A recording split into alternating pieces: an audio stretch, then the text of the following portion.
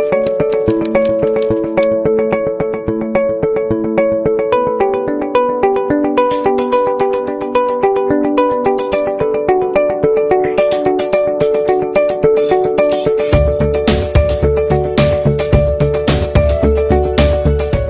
everyone, and welcome to the second part of the series on multiple brains. I'm Nandita, and I was so happy to see so many nice comments about the first part, that it has given me a lot of energy, a lot of happiness, and thank you so much for it. For people who missed out the first part, and this is the first time you're seeing this, I'd request you to go back and see it, because part 1 and part 2 are connected. Now, before we move on to the contents, I just want to take you back and recap what we discussed. We talked about our multiple brains, the head brain, the heart brain, and the gut brain. We talked about where they are located. We talked about their functions briefly.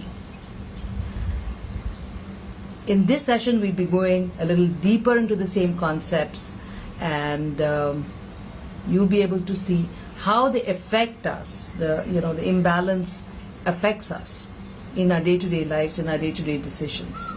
But before we get into the contents, I'd like you to do a check on how well your brains are actually balanced.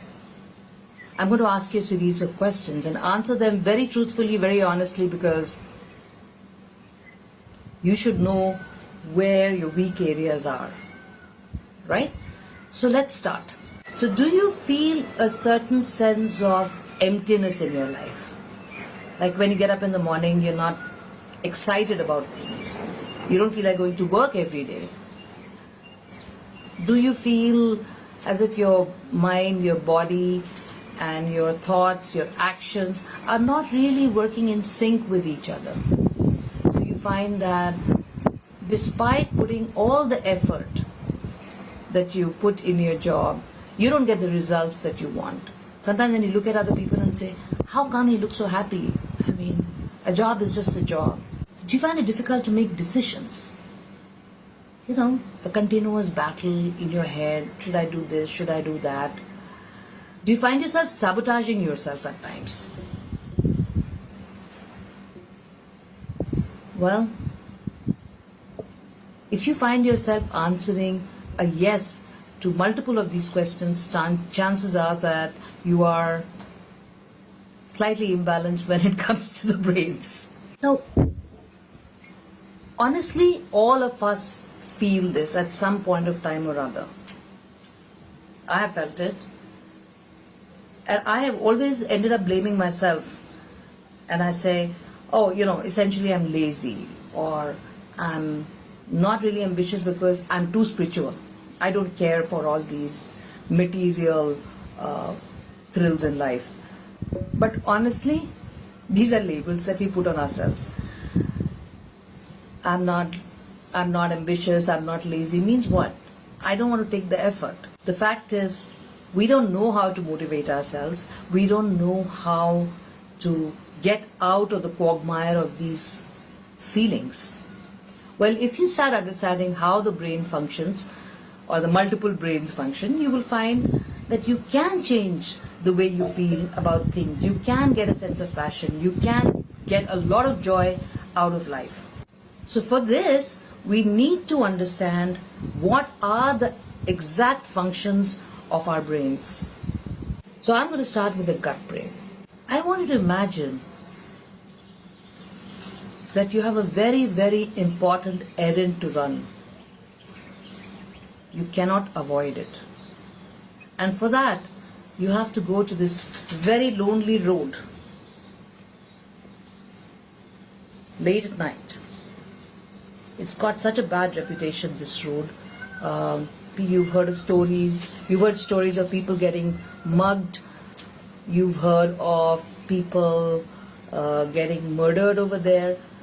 You have no desire to go, but, well, you just cannot avoid it. So you're going down this road, you are scared, it's dark, there's nobody else on the road, and so as you start walking down this lonely road, you can feel your heart pounding with fear. And suddenly, as you're walking, you hear footsteps right behind you. You turn around and you see there is this person with a gun pointing at you, who looks at you and says, "Give me all your money, I'm going to kill you." You know he means it. So, what are you going to do?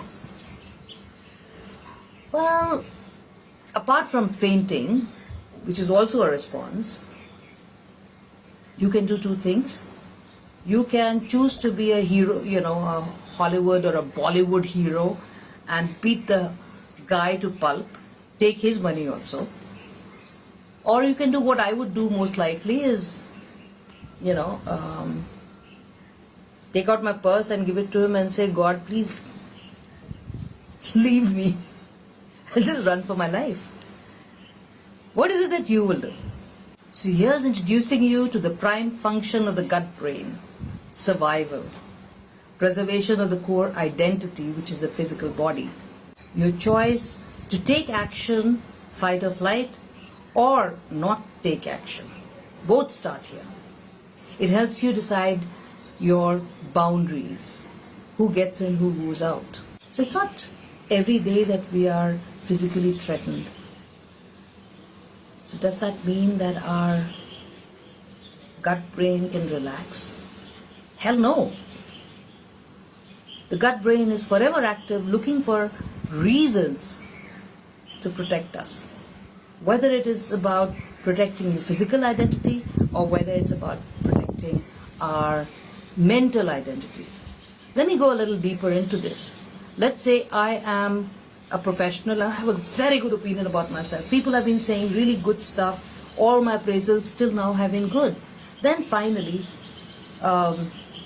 your boss calls you and says, "You know what, I'm not happy with your work. I'm going to fire you now." And he gives you 10 reasons why. Suddenly, your gut brain perceives this as a threat. You no longer know who you are. You don't know what opinions people had expressed earlier had any validity. It's almost as if you don't exist. Right? I can give you another example. Let's say you're talking about a child who's perhaps the only child and he's being pampered a lot at home. He's the center of everyone's life, and suddenly, as he's grown up a little bit, they send him to the hostel. Now when he goes to the hostel, suddenly he doesn't know who he is, because nobody recognizes his great talents, which seem to be so empowering for him at home. So what happens? He goes into this whole existential crisis. He doesn't know who he is. And these kind of thoughts can lead to depression, can lead to lack of interest in studies, lack of desire to do anything. Putting it simply, the gut brain is forever active. It cannot tell a difference between an attack on the physical self or the mental construct that we have about ourselves. It does its work exactly in the same way. So what happens if your gut brain goes into an overdrive? Well, your body goes into extreme stress. It starts sending messages to the hands and legs to move, to fight. It starts sending messages to the heart to pump more blood. It starts making you breathe faster. And what does it tell the body to do for the other functions? The non-essential functions, if I may say so, like digestion. Well, it just stops digesting food for that period while the body is in stress. So does that ring a bell? Have you heard of children throwing up before exams, brides feeling nauseous before the wedding? Well, now you know why. So when there is no danger, the gut brain not only just digests your food, but also it helps in increasing your immunity. More than 90% of the immune cells of the body are produced in the gut brain. So if you are exposed to a stressful environment for a long period of time, your immunity starts going down. You end up with diseases of the gut, of the liver, of the gallbladder, of the entire digestive system. More than 90% of the people who have IBS is irritable bowel syndrome, have had a history of PTSD, which is post-stress traumatic disorder, which is people who've experienced extreme violence, extreme stress while they were growing up, or in areas or have been to war, etc. So one of the most interesting things I have found in my studies in this area was the effect of the massage on the gut.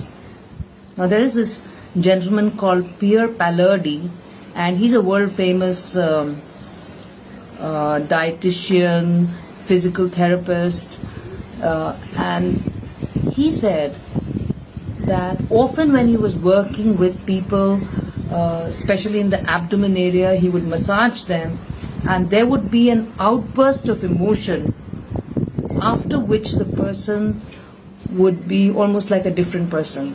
Some disease could get cured, or the behavior would change. And he's observed this so many times. I'm sure many of you would have heard of the book called The Journey. It was written by this lady called Brandon Bays, and she developed a tumor which was the size of a football in her stomach. The doctors gave her exactly 3 weeks. They said, you need to get it operated or you'll die because your stomach is going to burst any moment. So she decided to use those 3 weeks just to see whether she could heal it through her thoughts alone, or her, through alternative methods.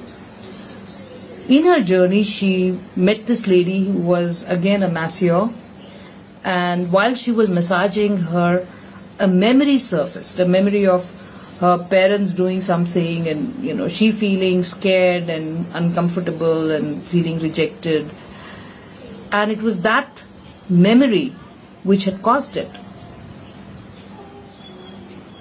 Now,